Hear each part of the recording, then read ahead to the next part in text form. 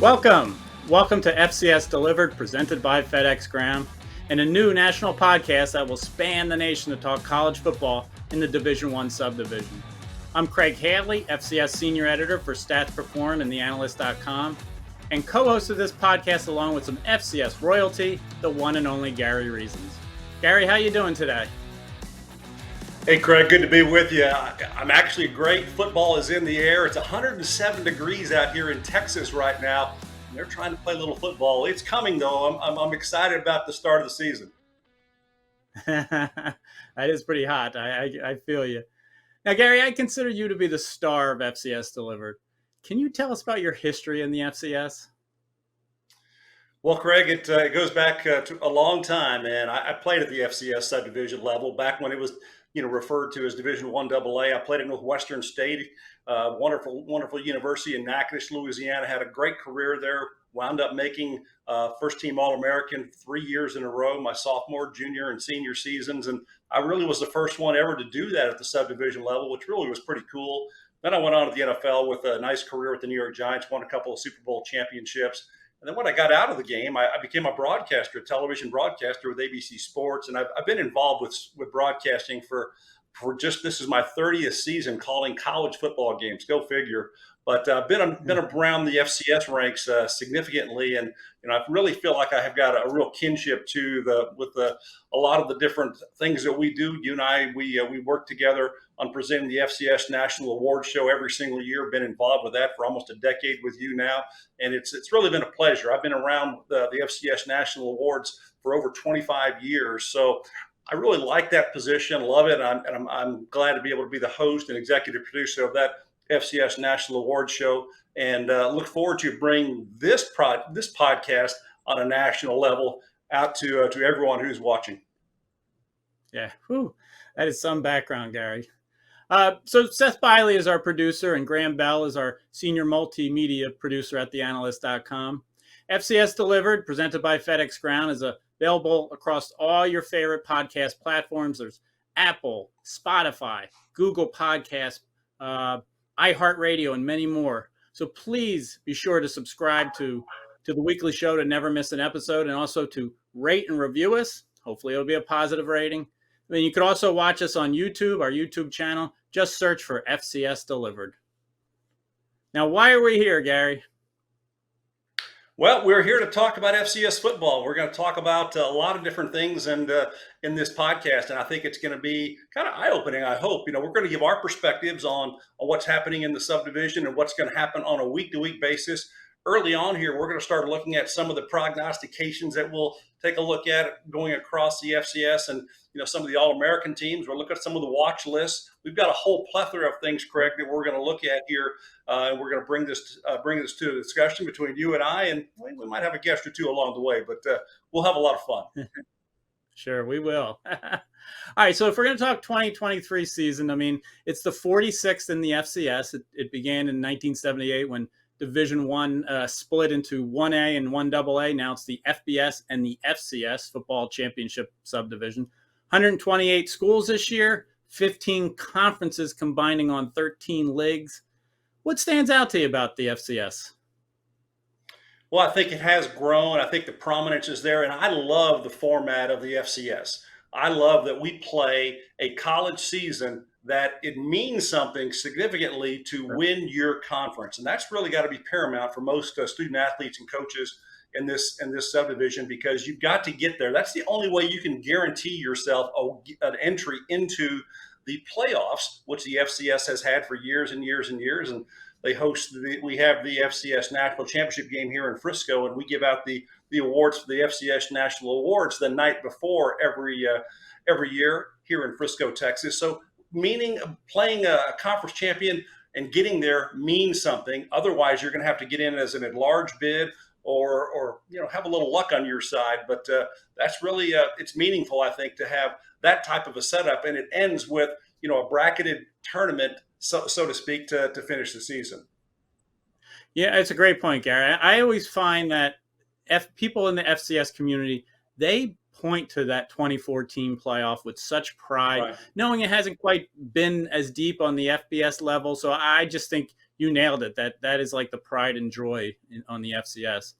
Now, some of the changes, obviously the ASUN and SWAC have, they're playing now in their third season together, but they've renamed to United Athletic Conference, 9 teams there. The Big South and OVC have formed a football association. They have 10 teams there. That's new this year. The CAA had actually one of the more interesting changes of the offseason. I mean, it was always Colonial Athletic Association, CAA football. Now that they've added 2 new schools, Campbell and North Carolina A&T, up to 15 schools, the biggest FCS conference ever, CAA football stands for Coastal Athletic Association. I thought that was just fascinating how they could do it so seamlessly when changing a name. And then of all the changes that I think, the one change that I think that stands out that you could tell us about is 27 new coaches, which is always big for a program. One of them happens to be at Jackson State with T.C. Taylor. We know who he's replacing.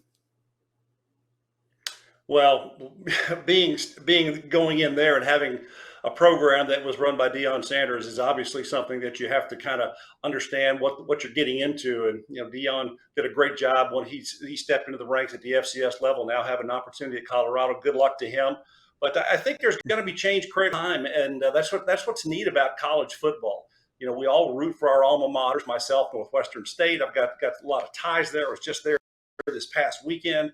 All of us have these different things that we pull together around a community and these universities. And so when change does happen, whether it's coaching staff, whether it's new players, a new nucleus of guys, it kind of brings us all together to kind of look at it and come together and kind of root for our team and try to pull something together. Hopefully we're going to have great seasons. All of us think so at the start of the season, but it doesn't always work out that way.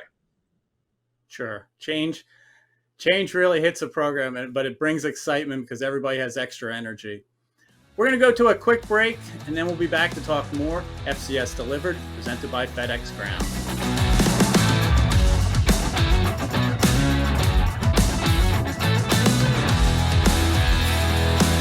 Welcome back to FCS Delivered, presented by FedEx Ground. I'm Craig Haley, along with Gary Reasons. We've been talking about changes here on the FCS level going into the 2023 season. And would you believe there's change at the top? Yep, the national champs, South Dakota State. They actually have a new head coach. John Stiegelmeier has retired. Jimmy Rogers, who has been a player and assistant for about 15 seasons under Coach Stig, is now leading the program. But, they're going to be right in the mix. I mean, how impressed are you by the Jackrabbits, Gary? Well, I think that this football team is built the right way. And Coach Stiegelmeier, with his career that he had at that university, I think he ended it the right way, Craig. He was with us in December, the night before the FCS National Championship game, when we handed him the Eddie Robinson Award as the Coach of the Year at the FCS level. And he ended it right. He and his team went out there. They took care of business in the national championship game. And what better way to go out on top? And now you're turning the reins over to another coach. And how is that going to affect your team? Are they going to have that consistency of approach? I think that's good here. I think they're hiring from within. I think that they're going to have that consistency of approach. And, they're going to be business as usual, I think, because Coach Stiegelmeier put a great program together there. And they've got a lot of great players returning, Craig. And I don't see a whole lot that's going to go wrong with their program. November 4th. You know what's important about that date. That's the Dakota Marker game. That's when they'll be hosting North Dakota State. Those are bitter rivals. They've been the top programs in recent seasons. So that's the big one. And I tell you, the Jackrabbits are really built for a repeat. I mean, if they repeat, they'd be the 8th different program to win at least 2 in a row, which is national titles, which is just tremendous. I mean, they had the most players on our Stats Perform FCS All-America preseason team with 8. One of them is Mark Gronowski. He was the most outstanding player from the national championship game. He was one of our second team selections at quarterback. They're just a deep team. And mentioning North Dakota State, they're hosting not only the Bison, but also Montana State, who South Dakota State beat in the semifinals last year. So they're really stacked to have a great season with the home schedule and all this returning talent. They're just going to be tremendous. Yeah, and they don't have an Now, FBS opponent on their on their schedule either. So they're going to play all FCS talent teams. So that should give be in their favor a little bit. So I do think the Jackrabbits are going to be one strong team once again. And Coach Rogers, he's been there for 15 years, so it's not anything new to him, and he's just going to continue working the way the Coach Stiegelmeier had put things together there. And I wish him the best. sure. I tell you, another incredible fact about the FCS this season, Gary, is three teams in the top five that finished in the top five last year in our top 25 poll, not just South Dakota State, but also UIW and Sacramento State also have new head coaches. To have 3 out of 5 is just amazing. UIW Incarnate Word, they were third. They're, Clint Killo has taken over from within. High scoring offense. Obviously, they're replacing Lindsey Scott Jr., who we know a lot about as last year's Walter Payton Award winner. Zach Calzada is in from Texas A&M, and he also played at Auburn. He's a new quarterback, and he led a win at Texas A&M over Alabama, top-ranked Alabama at the time in 2021. That offense is going to continue to roll down in the Southland, down in your way, Gary. Well, I cover the Southland Conference, and obviously I know a lot about the conference here and a lot of the coaching staff and changes and things. When they decided to elevate Clint Killo to be that new head coach there, following G.J. Kinney, they knew what they were getting. He's a known commodity there in the community. He's a former player at UIW, so he's got all the things that you would like to have, kind of a homegrown guy that you want to be there and kind of rally around. And I don't see a whole lot of offensive change there. The philosophy is going to be pretty much the same that's been there for the last several years. And I think there's still going to be an offense that's going to be explosive. The Cardinals last year were 51 points a game. That's pretty big. Those are big numbers. And I know that everyone in the Southland Conference, they do respect UIW, and what they've done over the last several years has been impressive. Sure. The other school we mentioned, Sacramento State, they have a new coach, Andy Thompson, also hired within. He's been a part of this great success story there. He's been a part of the Big Sky Conference.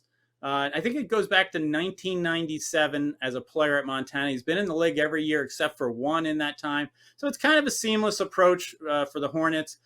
They've won 19 straight Big Sky games. We all think Montana State when it comes down to late in the playoffs, but Sacramento State has been a dominant program. They were number 5 last year to end of the season, and they have a new coach in Andy Thompson as well, Gary. Yeah, I remember voting last year in the all season long, and it seemed to me that Sacramento State just kept percolating, and they were moving up the rankings in our FCS polls every single week. So the stats performed top 25 is looked at across the country as kind of the gold standard, and I see Sacramento State being up there again in that mix again. They've got a lot of consistency that they do there, and I like their approach. Sure. Okay. Now we talked South Dakota State, Gary. You can't mention them without North Dakota State. Been to 10 of the last 12 national finals. They won 9 times. Last year against South Dakota State was their first loss down in Frisco, Texas at the national championship game. Obviously, Matt Entz is there. He's been there for a while coaching. They've won a couple titles under him, national titles in 2019, 2021. But their aura surrounding their programs a little shaken, I think, because they lost badly to South Dakota State in the championship game, and they've had great turnover of key players, missing starters, a few transfers. Are they going to be back in Frisco, Gary? You have to look at the Bison as a team that that possibly is going to be there at the end. The game that I talked about earlier, that date, November 4th, when South Dakota State hosts them, that's going to be the game that is circled. So South Dakota State has won the last 4 meetings between the two teams. So that kind of gives you a little bit of a chip, so to speak, on the Jackrabbit side. But will that continue? Matt Entz, as you mentioned, Craig is continues at the helm there. And I think that he's got enough pedigree there in that program to rally these guys and get them going again. And I see them being a force. But when it comes down to, the guy that's going to be there potentially at the end here, I think that November 4th game really, really looms large for the entire FCS level. That's a good point. Here's a question for you, Gary. I mean, we talked UIW, we talked North Dakota State. UIW would spread you out. North Dakota State's going to smash mouth you. As a linebacker, a former linebacker, what do you want to see coming at you to defend? Well, I tell you, in college football these days, the game is really spread out. It's really putting players in space to make plays, throw the football out there, let these guys work. The big power running games, it kind of gets looked over. But North Dakota State still has that powerful running attack. That's a staple that they have built there Sure. for years and years and years. And so they always build their offense around a very stable offensive line. I don't see that changing. That's going to be the kind of the cornerstone of who they are. They want to be able to run the football when they want to, and they want to be able to throw it when they want to.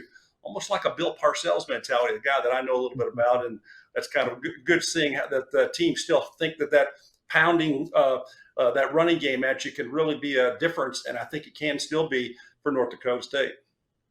Sure.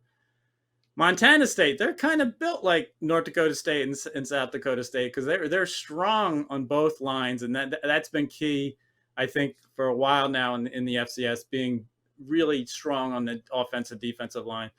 Brent Vegan, he's led them to great success. The Bobcats have been to at least the semifinals in their last 3 seasons. They didn't play in the 2020 pandemic shortened season, but I think they're a definitive number 3 going into the year after the Jackrabbits and the Bison. Am I right in that? I think you're close, Craig. I think they have to be in the conversation. It's kind of been these 3 teams here, kind of picking away at each other, and it really is a kind of a group that you have to really look at as the teams that are really kind of be right there at the top, and things you can talk about. Talk about these offensive linemen, the quarterback play with Mallett and Sean Chambers. There's an opportunity there, to be really strong for the quarterbacks. They have an opportunity to really be superlative. So, it wouldn't surprise me that these guys get really, really hot, and then, they may be the one that we may be talking about come early January here in Frisco, Texas. Now, I've been accused of maybe thinking that I know everything ahead of time, but I really don't, because we've seen a lot over time that doesn't pan out the way we are talking in the preseason. I'm saying, I'm pointing out the 3 teams that I think that are 1, 2, and 3, but a lot can change. I mean, tell us about the unknown. Well, there is a lot of unknown, and it can happen. Injuries, those are things that are going to pop up for every football team. You have to deal with them, and you just have to find adversity. I went to a university. We nicknamed our school sometimes Adversity University because we have to overcome certain things, but you never know what they are. It's injury. Players just have to develop, and that's what's special about college football. And I think at the FCS level, there is going to be some of those unknowns that just are going to happen out there. And there's going to be some big upsets. We're going to find out early in the season, likely to see if there's going to be any FCS teams that overcome an FBS opponent. There will be some key matchups that we'll be looking at then early on. We'll talk about some of those in the upcoming weeks here as we start looking towards the early schedule. So I think there's things that can build a team to have that chemistry. And, there'll be some guys in each conference that are rising to the top in each one of the different conferences. And they may not be the ones that are picked in the preseason ranking by the coaches or even the media polls. So I think there's a lot that's still to be said about where each one of these programs is going to end up there. But Craig, I think you've got 3 of the teams at the top that really are worth being in the conversation early on here, just with what they've shown over recent years. You make a good point. If I remember correctly, last year when there were 14 different leagues, I think only 5 of the preseason favorites voted on in the league polls. Only 5 actually went on to win their league title. I think only 3 of them were outright champions. So it just shows you teams do rise from the pack. The Big Sky and the CAA with all their teams, there's always somebody out there that seems to come out of the middle of the pack of the preseason, that is.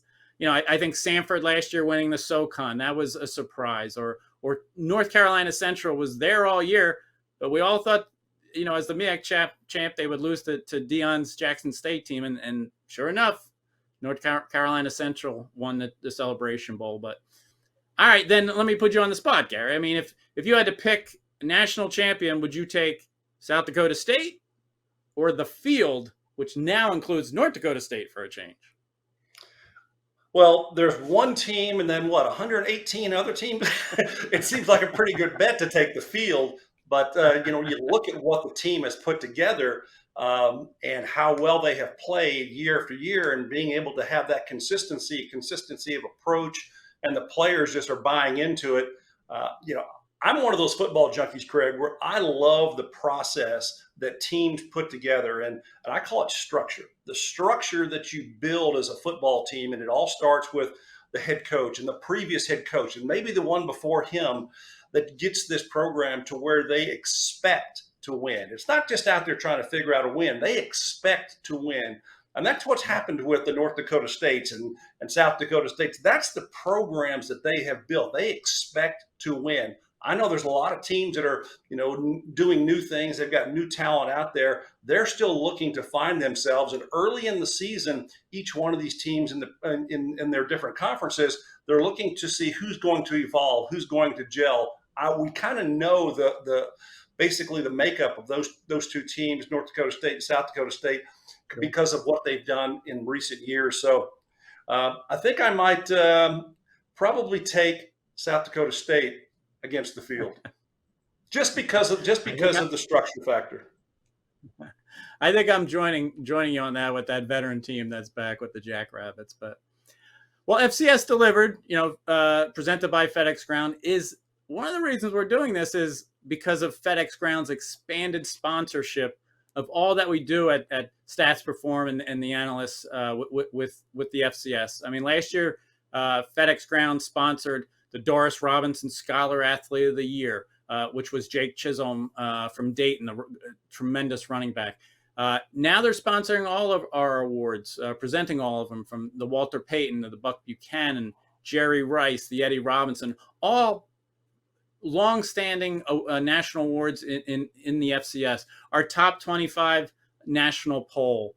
In many, many ways, FedEx Ground has now lifted what they're doing in their support of FCS college football, and even something you're going to be doing, Gary. Yeah, it's a lot of fun. I really am really impressed with how FedEx Ground has really stepped up here, and I want to thank my college teammate John Smith, who is the CEO of FedEx Ground, and he's done a great job of leading that group. But he is a college football player like myself, and on teams, and he understands what they're looking for as far as the student athlete. And we're going to be doing something this year. I'm going to tell you a little bit about it today, but I'm not going to tell you all of it. But you're going to be excited about it, because there's something else that we're about to announce with our partnership with FedEx Ground that's going to be taking a little bit of a turn here from where I am week to week to week. And I'll just kind of leave it at that. And you got to check in next week here on this FCS Delivered podcast. We'll make a full announcement about what's ahead of us here and expanding our partnership with FedEx Ground. I like that, Gary. A surprise for next week already. Gotta come back. You got to come back and hear more. That's tremendous. All right, we're going to take another break with FCS Delivered, and we'll be back to talk more FCS.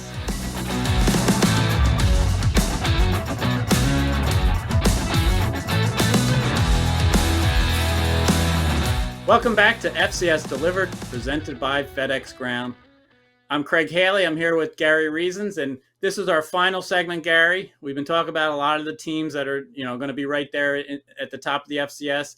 Obviously, you've probably seen on the analyst.com, we've released our FCS preseason All-America team.